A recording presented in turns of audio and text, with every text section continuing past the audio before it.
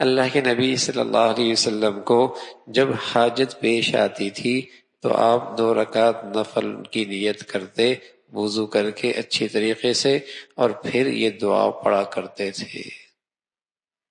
اب تو مسلمانوں میں حاجت کے نفل کی رواج ہی ختم ہو گیا، رواج ہی ختم ہو گیا۔ اور پیارے رسول صلی اللہ علیہ وسلم اپنے ساتھیوں کو بہت اہتمام سے یہ نماز سکھایا کرتے تھے۔ کوئی حاجت ہوتی 2 رکعت نماز اللہ سے حاجت پوری کر۔ اب تو اسباب کی دنیا اور مادیت نے ایسا گھیر رکھا ہے، مادیت نے ایسا گھیر رکھا ہے کہ اس غیب کی شان پر اور اس خزانے پر اور اس قدرت پہ نظر جاتی بھی نہیں کہ وہ بھی کچھ کر سکتا ہے۔ ساری توانائیاں اور ساری صلاحیتیں اور ساری نظریں انہی مادی اشیاء پہ چلی جائیں۔ یہ ہوگا تو یہ ہوگا، یہ ہوگا تو یہ ہوگا، یہ نہیں ہوگا تو پھر یہ نہیں ہوگا۔ اللہ کے نبی سبحان اللہ، اللہ کا نبی صلی اللہ علیہ وسلم سے بڑھ کر دنیا کی حقیقت سے اور اللہ کی قدرت اور طاقت سے باخبر اور کون ہو سکتا ہے؟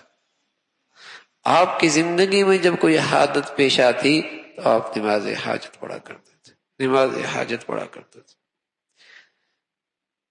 اور اس سے بڑی تسلی ہوتی ہے، اس سے بڑی تسلی ہوتی ہے کہ اللہ سے حاجت مانگی۔ میرے عزیزو، درخت کا پتا بھی اس کی اجازت کے بغیر کوئی نہیں حرکت کرتا، اور زمین کا ذرہ بھی اس کی حکم کے بغیر نہیں ہلتا، اور سمندر اور دریا کے قطرے بھی اپنی جگہ سے اس کی اجازت کے بغیر نہیں ہلتے۔ تو میرے حاجت دنیا میں اس ذات کے سوا کون پوری کر سکتا؟ تو پہلے اس کا در کھٹکھٹانا چاہیے نا۔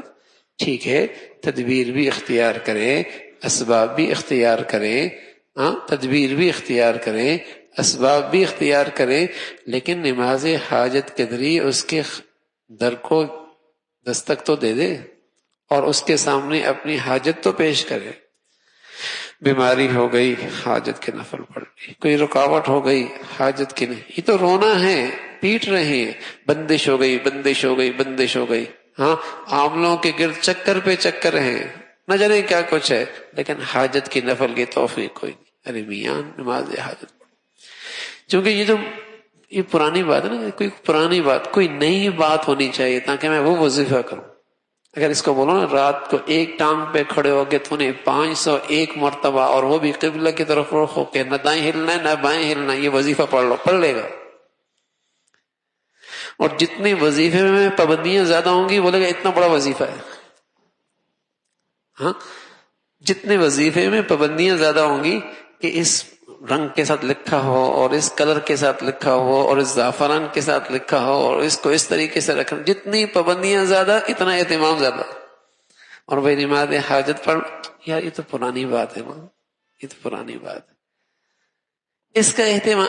ارے میرے عزیزو، جو نبی کی سنت میں تاثیر ہے وہ کسی چیز میں تاثیر نہیں، جو پیارے نبی صلی اللہ علیہ وسلم کے عمل میں تاثیر ہے وہ اور کسی چیز میں تاثیر نہیں ہے۔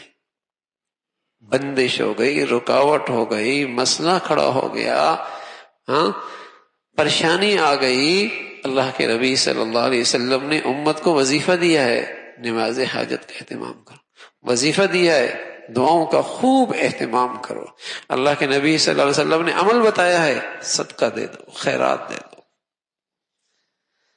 یہ اللہ کے نبی صلی اللہ علیہ وسلم نے اللہ کا در کھلوانے کے طریقے بتائے ہیں۔ اللہ رب العزت اس کا اہتمام نصیب فرما دے۔